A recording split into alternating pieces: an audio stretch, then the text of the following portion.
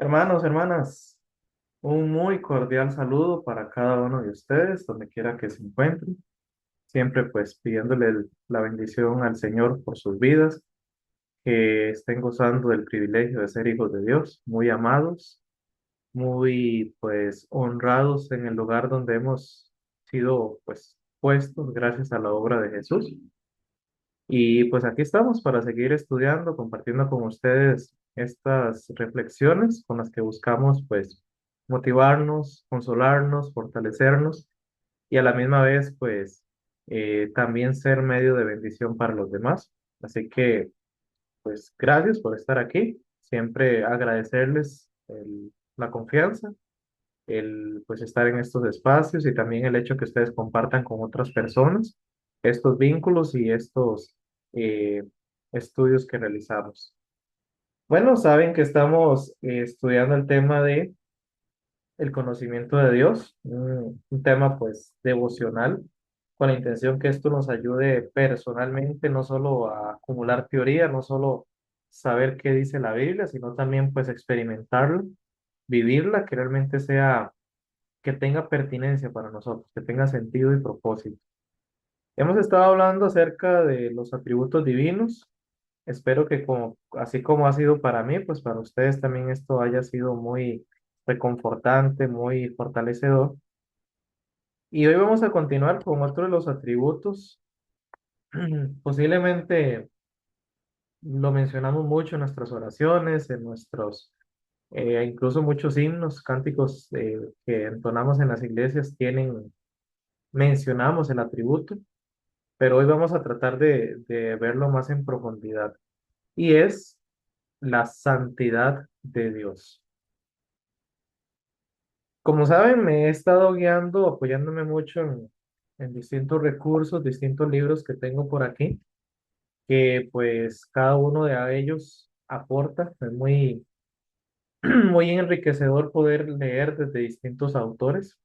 Eh, en cuanto a este tema como tal, pues me he estado apoyando mucho en este libro, ya saben, ¿verdad? El conocimiento del Dios Santo de A. W. Tozer. Lo recomiendo mucho si quieren invertir en este libro, pues bueno, pueden hacerlo.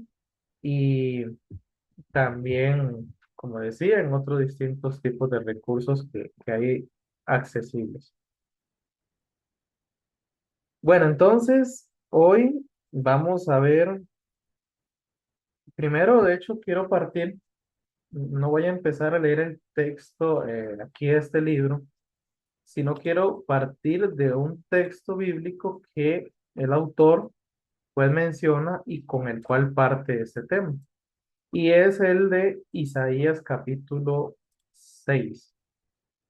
¿Por qué este tema es tan relevante? Bueno, porque resulta que Isaías 6 como tal nos describe el llamado de Isaías, ¿verdad? El momento en que Dios lo llama para ser su profeta.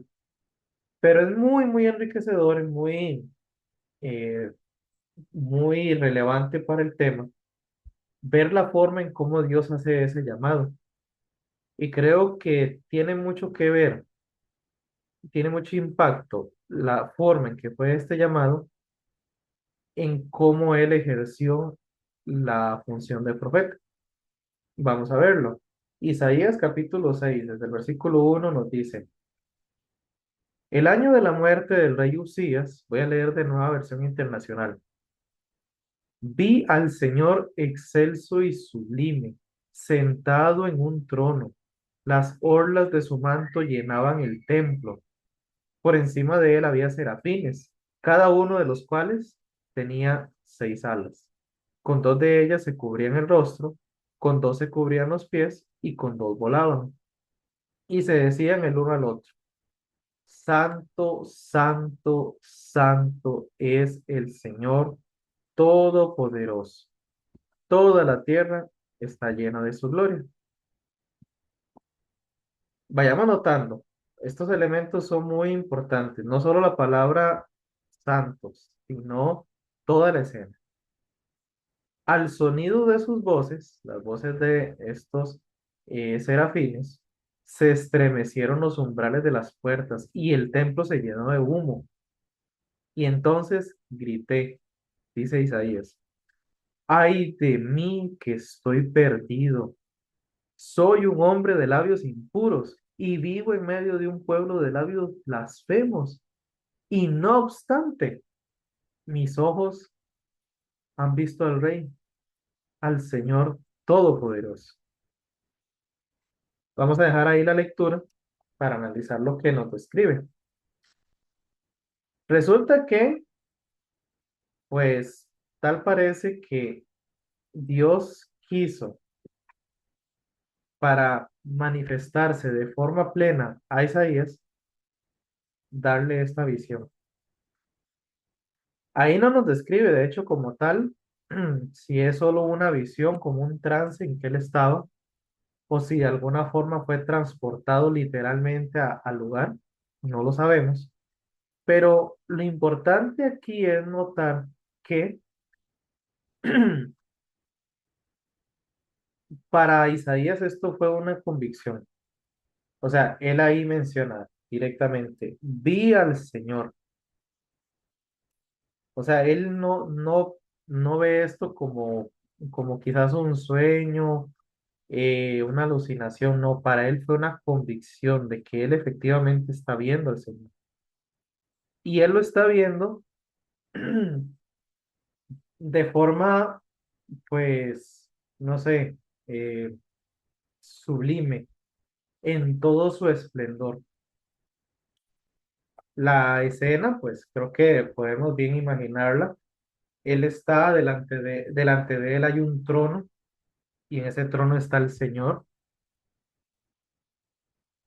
Alrededor del trono habían serafines, como los describe ahí, ¿verdad? Y cada uno de ellos se unía a esa adoración. Santo, santo, santo es el Señor Todopoderoso. Toda la tierra está llena de su gloria. O sea, los serafines lo que están haciendo es adorar, hacer una adoración hacia Dios, reconociendo el principal atributo que ellos están reconociendo es su santidad. Tengamos presente que para los judíos el mencionar tres veces una palabra era decir que ese término, ese concepto, esa palabra era, estaban diciéndolo en lo máximo. No sé, por poner un ejemplo actual, así, algo digamos disparatado, pero para ilustrar. Una cosa es que yo diga, esta camisa quedó limpia, a que yo diga, esta camisa quedó limpísima, ¿verdad? Porque si yo solo les digo, quedó limpia, pues ustedes se dan la idea de que, bueno, está lavada, ¿verdad? Pero si yo digo limpísima, ya ustedes se quedan pensando y dicen, bueno, significa que no solo es que quedara lavada, sino que no tiene ni el más mínimo rastro de suciedad, de mancha, de sudor, o sea, está radiante. Eso es lo que quiere dar a entender la repetición de una palabra. Luego, entonces dice que a la voz de estos serafines, entonces se estremece, o sea, hay como un terremoto ahí, se llena todo de humo. El humo es muchas veces forma de representar la presencia de Dios. eh, y entonces Isaías ve todo esto que está ocurriendo, por un instante seguro se perdió de él, digamos, dejó de pensar en él mismo y se enfocó en eso, pero ahí se ubica. ¿Y qué es lo primero que hace? Reconoce que él no tiene por qué estar ahí. Él no tiene absolutamente ninguna razón, ningún privilegio, no tiene ni la más mínima dignidad de estar ahí. Y sin embargo, ahí está. Entonces, al darse cuenta de eso y al darse cuenta de quién es el que tiene delante suyo, y en esa forma tan majestuosa que lo está viendo, él sencillamente se da por hombre muerto. De hecho, aquí vean que la nueva versión internacional lo dice, ay de mí que estoy perdido, pero en la Reina Valera del 60 lo dice más dramático, ay de mí que soy muerto. Y no pensemos aquí que él lo está matizando, no, él efectivamente se está considerando como un hombre muerto, ¿verdad? Porque siendo hombre inmundo de labios, habitando en medio pueblo que tiene labios inmundos, han visto mis ojos al Rey Jehová de los ejércitos.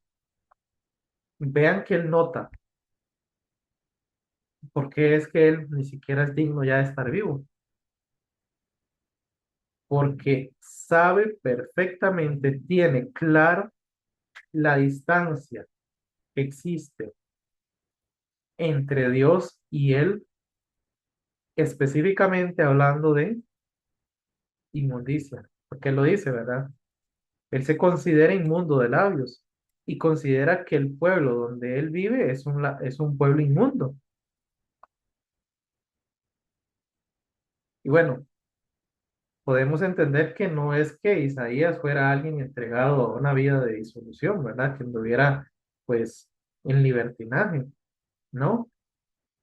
Pero es que el solo hecho de ser un ser humano, él tiene clarísimo que él no tiene ni la más mínima dignidad para estar ahí. Lo único que merece es la muerte, porque él no tiene derecho de estar viendo a Dios como está ahí. Así que hermanos y hermanas, eso en esencia es entender lo que implica la santidad de Dios. Eso es ser consciente de quién tenemos delante. Entonces, ahora sí voy a retomar de aquí el libro, porque en realidad aquí es donde está, aquí es donde está el hecho de que cómo debería ser nuestra reacción al saber qué es el hecho de que Dios sea santo.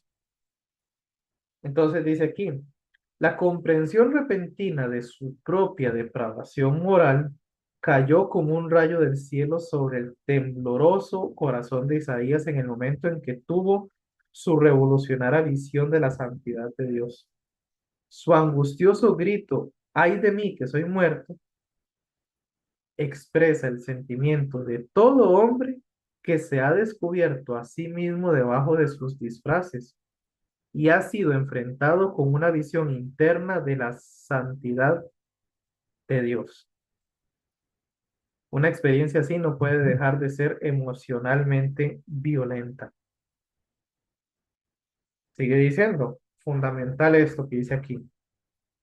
Mientras no nos hayamos visto tal como nos ve Dios, no es probable que nos sintamos muy perturbados por las condiciones que nos rodean, con tal que no se nos vayan tanto de la mano, que amenacen nuestra cómoda manera de vivir. Dice, hemos aprendido a convivir con la falta de santidad y hemos llegado a mirarla como la cosa más natural y esperada. Qué real que es esto, ¿verdad? Porque lastimosamente vivimos en un mundo que pues es gobernado por el pecado y que justamente el pecado en el mundo lo que busca es que nosotros veamos como que el pecado no es tan mal. Todo el mundo lo hace, es que es parte del ser humano, ¿verdad? Quizás agarramos eso de que el ser humano es imperfecto por naturaleza y lo terminamos convirtiendo en justificación para decir no es tan malo, como para decir eh, de así es, así somos. Cuando venimos a la presencia de Dios, ahí es donde nos damos cuenta, o deberíamos darnos cuenta, de que el pecado no es algo a lo que podamos ni disminuir, ni justificar, y mucho menos dar por sentado. La gravedad del pecado está en el hecho que nos distancia completamente de Dios. Y no podemos olvidar el día a día que esa es la realidad del pecado. Nos terminamos acostumbrando, como dice aquí, en no encontrar la verdad, toda la verdad de nuestros maestros, no encontrar fidelidad en los políticos, no encontrar honradez total en nuestros mercaderes, ni siquiera en la fidelidad plena de los amigos. Qué triste, ¿verdad? Que uno termine diciendo, hey, es que así es la gente. Claro, no, no es que con esto nosotros digamos, hay que ir a revolucionar y hay que hacer que los que gobiernen sean cristianos y que los maestros sean cristianos. No, porque sí hay una realidad de aceptar. Y es que como bien lo dijo Jesús, pues aquí gobierna el maligno, el príncipe de las tinieblas. Y siempre va a tener potestad de pecado en este mundo, hasta que Jesús se lo permita, por supuesto. Porque lo que hace es porque Dios se lo está permitiendo y lo utiliza para sus propósitos. Entonces, sí hay que aceptar la realidad del mundo como está, pero no hay que justificarlo en el sentido de decir, bueno, no está mal. Ahí es donde está el problema. Porque cuando empezamos a ver el pecado como algo no tan malo, entonces dejamos de lado la santidad que corresponde a quienes ahora somos hijos de Dios. Lo que me lleva a este otro punto que menciona aquí. La santidad de Dios no consiste solamente en lo mejor que conocemos. Nosotros no conocemos nada semejante a la santidad de Dios. El hombre natural está ciego con respecto a él. Aunque tema el poder de Dios y admire su sabiduría, no se puede imaginar su santidad. Entonces, resulta que para poder entender qué es la santidad de Dios de una forma más plena, hemos sido provistos de un espíritu que es como Dios, el Espíritu Santo. Solo el Espíritu Santo le puede impartir al espíritu humano el conocimiento del Dios Santo. Solo el conocimiento de Dios es el medio a través del cual el Espíritu de Dios penetra en el corazón humano, pero eso sí, tiene que haber humilde penitencia en el corazón antes de que la verdad pueda producir fe. O sea que, y ya hablando en general del conocimiento de Dios, no podemos pretender conocer a Dios si no le permitimos al Espíritu Santo de Dios que nos, que nos enseñe, que nos revele. Es lo que Pablo menciona ahí en 1 Corintios 2 de que nadie puede conocer las profundidades de Dios si no es por el Espíritu de Dios. Y el Espíritu de Dios trabaja en nosotros por medio de cómo se lo permitimos, cómo colaboramos por medio de el estudio bíblico, la reflexión bíblica, la oración, todas las prácticas espirituales. Si realmente queremos conocer a Dios, por ahí ya lo hemos hablado de esto, ¿verdad? Es importante colaborar con el Espíritu de Dios, pero que, para que nos ayude a poder efectivamente vernos delante de Dios como Isaías se vio delante de Dios.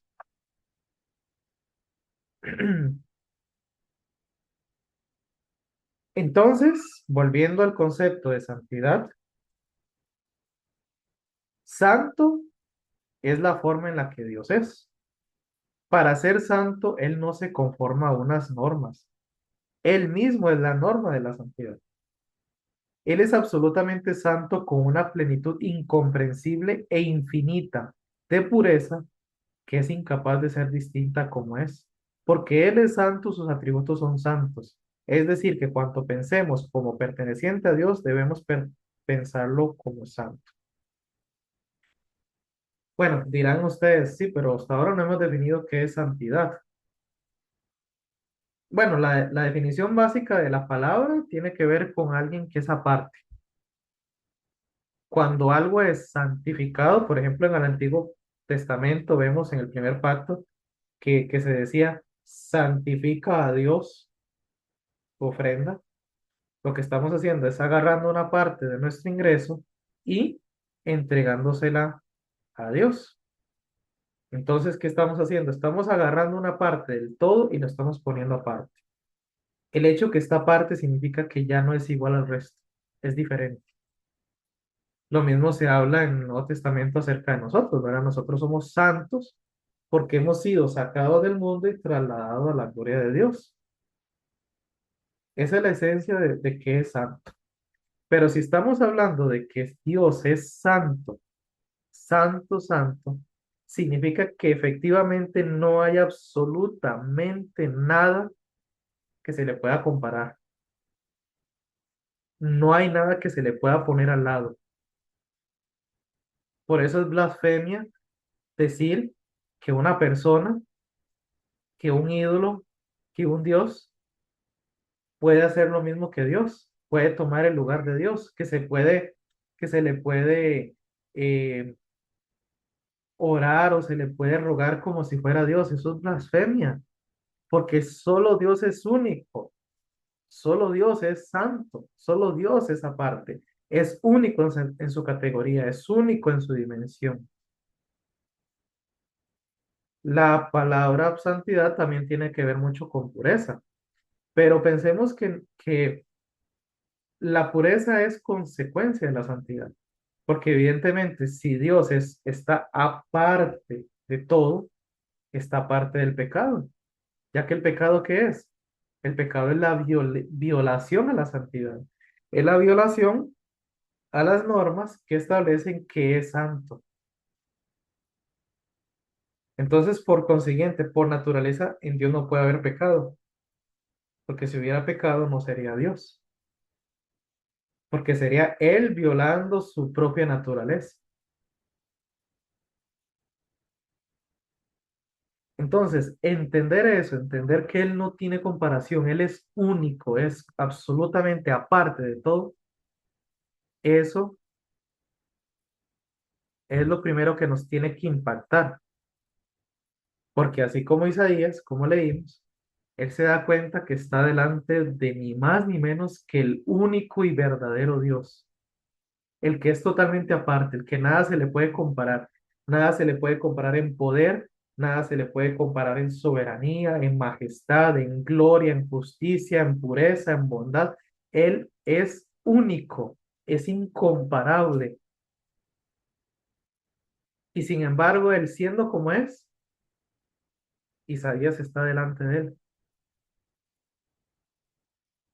sabiendo que, de hecho, es interesante porque vean que él no solo se ve a sí mismo, él ve al pueblo el que forma parte y él sabe que por el pecado, por la inmundicia, por la corrupción del ser humano, en realidad nosotros desde esa posición no tenemos nada que nos haga parte. Ni una sola persona, por más buena que se quiera demostrar, por más buenas obras que realice, ninguna se puede poner al lado de Dios. Jamás se lo puede, jamás siquiera se puede acercar a estar ahí. Eso nos lleva entonces a la otra idea importante. Dice aquí que esta santidad Dios se la puede impartir a sus hijos y así lo hace. La comparte por atribución, por impartición y porque la ha puesto a disposición de ellos por medio de la sangre del cordero. Entonces, y aquí hace cita de primera de Pedro 2, 1:16, cuando Pedro dice, sed santos como vuestro Dios es santo. Y generalmente nosotros nos quedamos ahí pensando, no, hombre, ¿qué vamos a poder, qué puedo ser yo, llegar a ser como Dios es santo? Es que resulta que en Cristo ya hemos sido hechos santos, ya hemos sido hechos aparte, ya no somos parte del pecado y de toda la esfera del pecado. Entonces, lo que nos corresponde no es tratar de hacernos aparte nosotros, sino más bien creer que hemos sido hechos aparte por la sangre del Cordero, que Él fue el que quitó el pecado del medio, quitó la pureza, la impureza más bien, la inmundicia, y nos puso aparte delante de Dios. Si ustedes siguen leyendo ahí el relato de Isaías 6, justamente lo que le pasa a Isaías después ilustra exactamente esto que estamos hablando, porque ahí Dios mismo lo purifica. Una vez que Isaías es consciente de delante de quién está y reconoce su indignidad de estar ahí, es cuando Dios mismo se hace cargo de purificarle. Y entonces Isaías está listo para responder y decir, heme aquí, Señor, envíame a mí. Es el mismo proceso con nosotros. Cada persona que llega a ser consciente de que delante de Dios está perdida, de que es digna de castigo, de su justa ira, porque Él es santo y en Él no hay maldad y nosotros no somos quienes para estar delante suyo.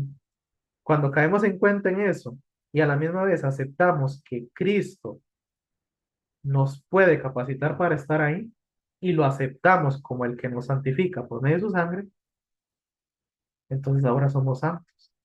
Y podemos, como dice Hebreos 10:19, entrar con toda confianza delante de Él. Así que, hermanos y hermanas, ese es nuestro privilegio. Y ese es el deleite que deberíamos de tener en el día a día. Sí, delante de Dios somos los más indignos, los más inmerecedores, pero por la gracia de amor de Dios, por su amor, por su bondad, por su misericordia, nos ha brindado de su santidad, nos ha hecho apartes. Ya nosotros no somos cualquiera, no somos parte del montón, somos pertenencia exclusiva de Dios y por consiguiente podemos sentirnos no solo profundamente privilegiados, sino también apreciados, validados y con toda una eternidad para disfrutar de ese privilegio. Bueno, vamos a dejarlo por aquí. Espero se haya comprendido y sobre todo, como siempre decimos, pues espero que también sea de consuelo y fortaleza para cada uno de ustedes en sus vidas y en el día a día.